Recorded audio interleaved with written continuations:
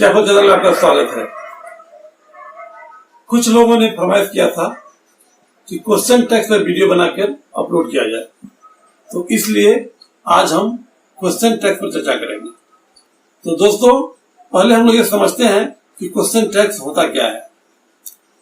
Question tags helping verb और subject का combination है, जिसका प्रयोग हम वाक्य के लास्ट में रख के करते हैं, जिससे हम लोग अपनी ओपिनियन या अपना विचार या अपना अनुमान को एश्योर करने के लिए सामने वाले से पूछते हैं। जैसे अगर हम कह रहे हैं हिंदी में कि आप मेरे घर आ रहे हो ना, इसका अर्थ ये है कि वह मेरे घर जो आ रहा है उसके बारे में मुझे जानकारी है, परंतु श्योर नहीं हूं, तो मैं एश्योरेंस उनसे ले रहा हूं कि आप आ रहे हैं या नहीं, कंफर्मेशन ले रहा हूं। अगर मैं कह रहा हूं हम तो यह करते ही है ना, इसका अर्थ यह हुआ कि मैं जो काम कर रहा हूं मैं जानता हूं, लेकिन श्योर नहीं हूं, इसीलिए जिसको मैं बोलता हूं उससे यह कंफर्मेशन लेता हूं कि मैं वही काम कर रहा हूं या नहीं। तो ये क्वेश्चन टैग का फॉर्म था और इसी तरह से क्वेश्चन टैग का प्रयोग होता है, खासकर बोलने में और लिखने में भी। तो दोस्तों, अब हम लोग ये समझते हैं कि क्वेश्चन टैग कैसे बनाते हैं। क्वेश्चन टैग स्टेटमेंट के हिसाब से बनता है। अगर कोई सेंटेंस पॉजिटिव है तो उसका क्वेश्चन टैग नेगेटिव होगा, और अगर सेंटेंस नेगेटिव है तो क्वेश्चन टैग पॉजिटिव बनेगा। ये ध्यान रखिए। जैसे वह मेरे घर आ रहा है ना, तो वह मेरे घर आ रहा है उसके लिए हो जाएगा he is coming to my house. तो ये सेंटेंस पॉजिटिव है, तो इसका क्वेश्चन टैग क्या बनेगा? निगेटिव। तो निगेटिव मैं बता चुका हूं कि हेल्पिंग वर्ब प्लस सब्जेक्ट, तो यह क्या हो जाएगा? He is coming to my house, is not he. Is के साथ नॉट का प्रयोग करके और उसका संक्षिप्त का प्रयोग करेंगे और साथ में सब्जेक्ट। दोस्तों, यहाँ दो चीज ध्यान देने वाली बात है कि क्वेश्चन टैग में सब्जेक्ट के रूप में हमेशा प्रोनाउन का प्रयोग होता है, नाउन का कभी नहीं होगा। दूसरा, जब नोट का प्रयोग हेल्पिंग वर्ब के साथ करेंगे तो दोनों का संक्षिप्त रूप जो होता है उसका उच्चारण करेंगे और उसे लिखेंगे भी। ध्यान रखिए, क्वेश्चन टैग में कभी भी नोट और हेल्पिंग वर्ब अलग अलग नहीं लिखा जाएगा, न ही बोला जाएगा। इस बात को बहुत लोग नहीं जानते हैं। आप इस बात को समझ लीजिए कि क्वेश्चन टैग्स में हेल्पिंग वर्ब प्लस नोट का कॉन्ट्रैक्टेड रूप अर्थात संक्षिप्त रूप का प्रयोग होता है और उसे उसी तरह से बोला भी जाता है। अब एक और एग्जांपल देखिए, मैं यह काम नहीं कर रहा हूं ना, मैं यह काम नहीं कर रहा हूं उसके लिए क्या हो जाएगा? I am not doing this work. यह सेंटेंस निगेटिव है, इसलिए इसका टैग पॉजिटिव बनेगा। तो क्या हो जाएगा? Am I helping verb plus subject. तो आप ये समझ गए होंगे कि सेंटेंस पॉजिटिव तो टैग निगेटिव, सेंटेंस नेगेटिव तो टैग पॉजिटिव, एक दूसरे के विपरीत होता है। अब कुछ वर्ड ऐसे होते हैं जिसका प्रयोग अगर सेंटेंस में होता है तो वह सेंटेंस ऑटोमेटिक निगेटिव हो जाता है, यानी उस वर्ड को सेमी निगेटिव वर्ड कहते हैं जो सेंटेंस को निगेटिव बना देता है।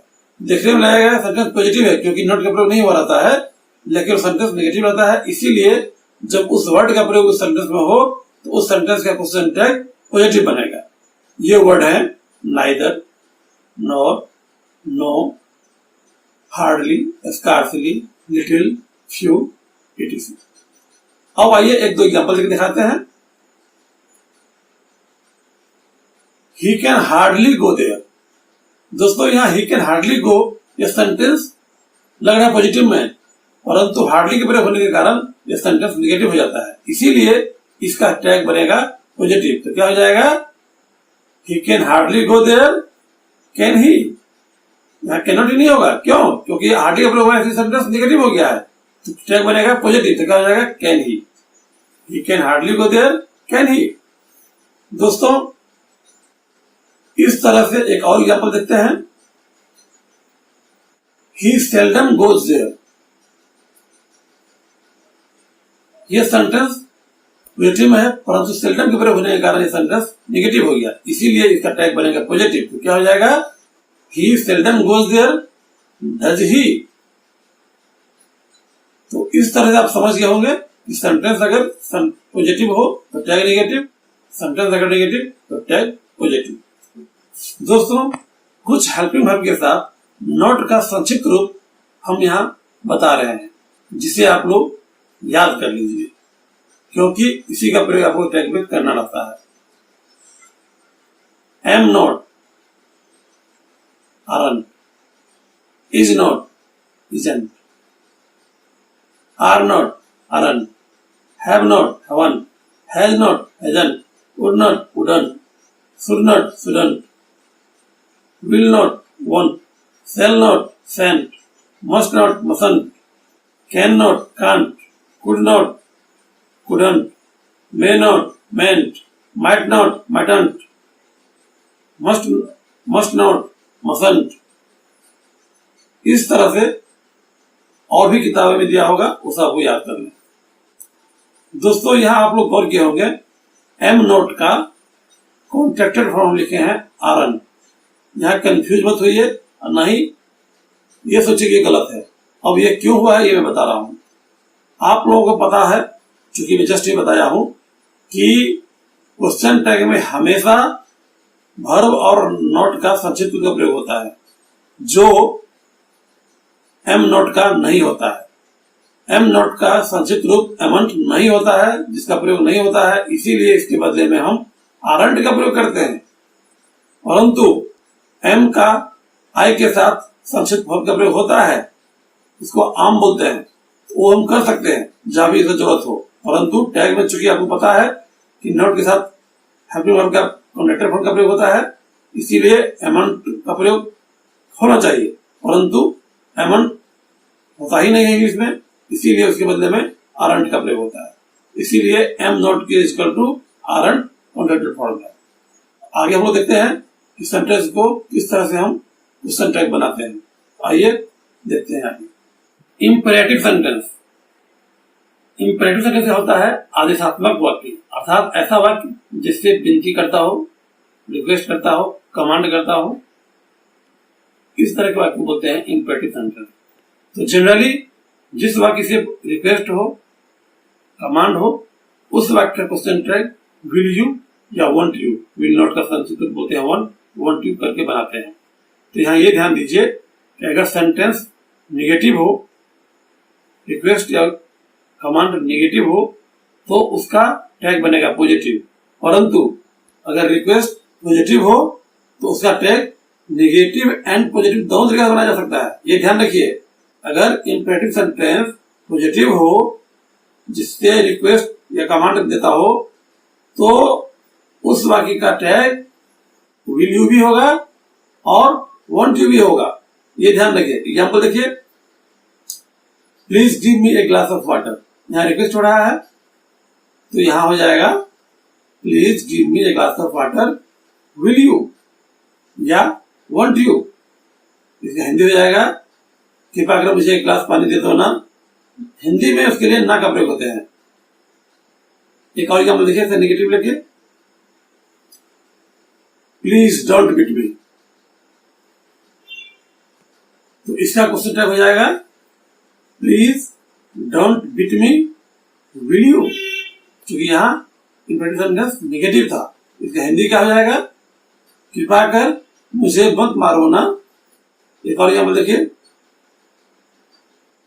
कृपया वो किताब मुझे दे दीजिए ना। तो इसका क्या हो जाएगा, please give me that book, will you, या please give me that book, won't you.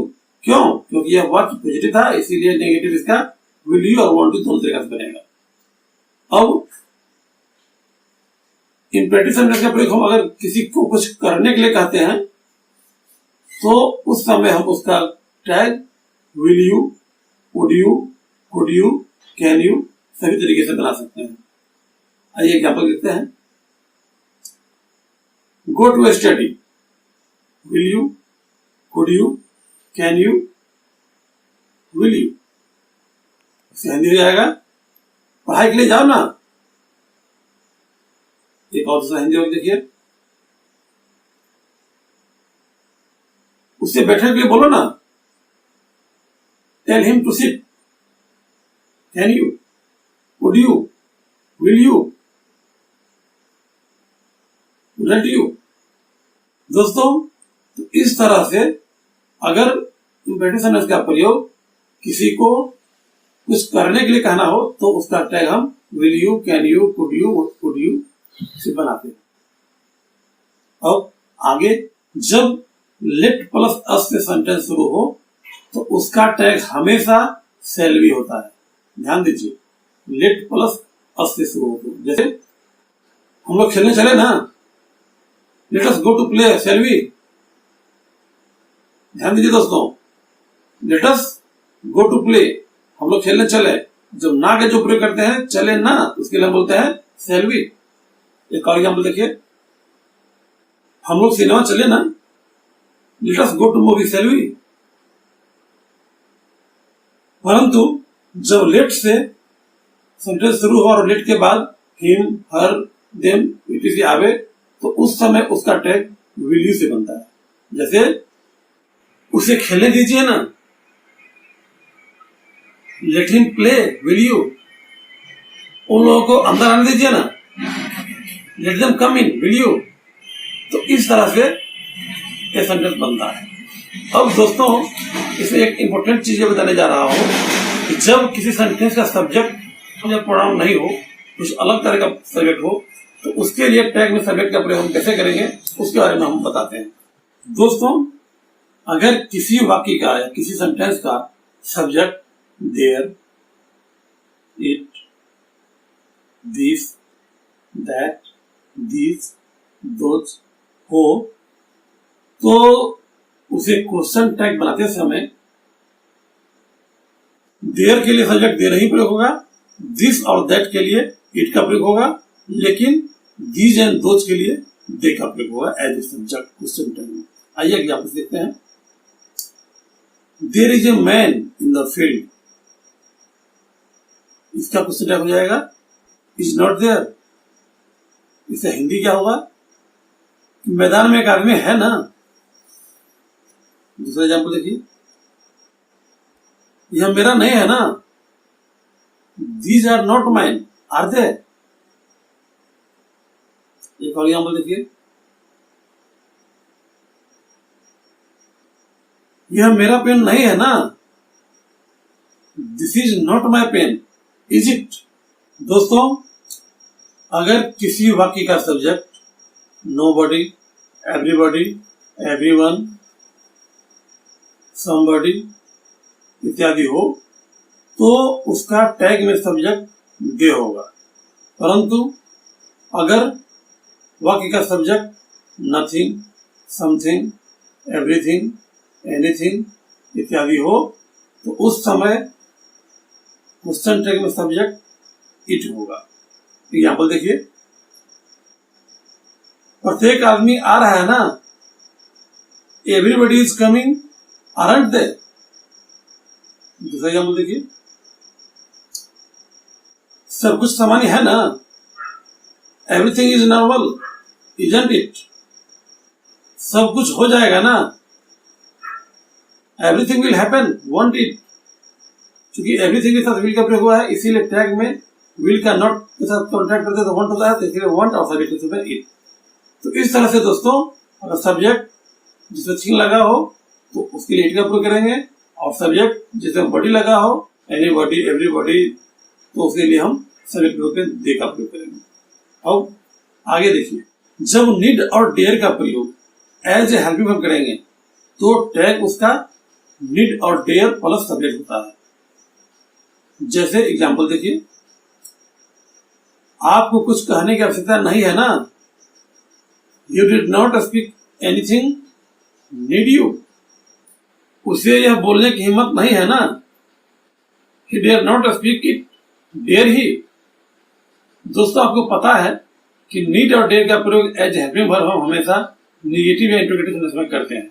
इसीलिए जब नीड और डेयर का प्रयोग एज हेल्पिंग वर्ब होगा तो उसका क्वेश्चन टैग हमेशा पॉजिटिव ही होगा, क्योंकि आपको पता है कि नीड और डेयर का प्रयोग हेल्पिंग वर्ब के रूप में हमेशा निगेटिव वाक्य में ही होगा। परंतु जब नीड और डेयर का प्रयोग एज ए मेन वर्ब होगा तो क्वेश्चन टैग में नीड और टैग नहीं आएगा, बल्कि उसके बदले उस वाक्य में प्रयोग हेल्पिंग वर्ब टेंस के हिसाब से जो आता है उसी का प्रयोग क्वेश्चन टैग में होगा। आइए एग्जाम्पल देखते हैं। आपको यह बोलने की जरूरत नहीं है ना, यू डोंट नीड टू से इट, डू यू। यहां पर देखिए यू डोंट नीड, यहाँ नीड एज ए मैन है, डू यहाँ पर हेल्पिंग वर्ब हुआ चूंकि प्रेजेंट टेंस में है इसीलिए।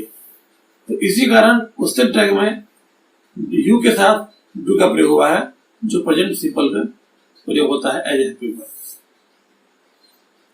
आइए एक और एग्जाम्पल देखते हैं। आपको इसकी जरूरत नहीं होगी ना, you will not need it, will you.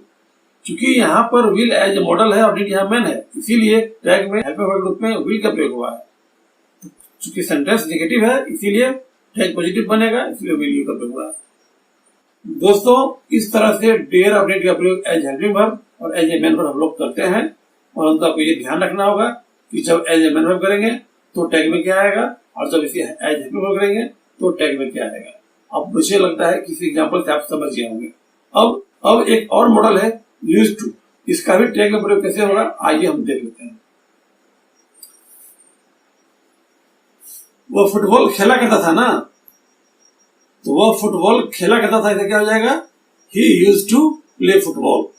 अब इसका टैग बनाना है, तो चूंकि he used to play football क्या है, पॉजिटिव सेंटेंस है, तो इसका टैग क्या बनेगा, तो इसका टैग दो तरीका से बनता है। एक यूज्ड को खुद लाएंगे तो क्या हो जाएगा, यूज नॉट ही, और दूसरा हो जाएगा चूंकि पास्ट सिंपल में है इसीलिए डिड का प्रयोग कर सकते हैं, तो हो जाएगा डिड नॉट ही। क्या हो जाएगा, वह फुटबॉल खेला करता था ना, he used to play football, didn't he या डिडंट ही। अगर इसका नेगेटिव बनाएंगे तो क्या हो जाएगा, वह फुटबॉल नहीं खेला करता था ना, he used not to play football, used he या डिड ही। दोस्तों आपको इस बात को ध्यान रखना पड़ेगा कि यूज टू के लिए क्वेश्चन टैग में हम यूज टू का भी प्रयोग करते हैं, साथ में उसके बदले डिड का भी प्रयोग कर सकते हैं। तो दोस्तों ये था क्वेश्चन टैग। मैं भरपूर प्रयास किया हूँ टैग को कवर करने के लिए, फिर भी अगर कुछ मिस हो गया हुआ या कुछ आपको पूछना हो तो आप कमेंट बॉक्स में पूछ सकते हैं, मैं उसे रिप्लाई करके बता दूंगा। दोस्तों आगे की वीडियो में कुछ और नई बातें, कुछ और नई इन्फॉर्मेशन लेके आऊंगा।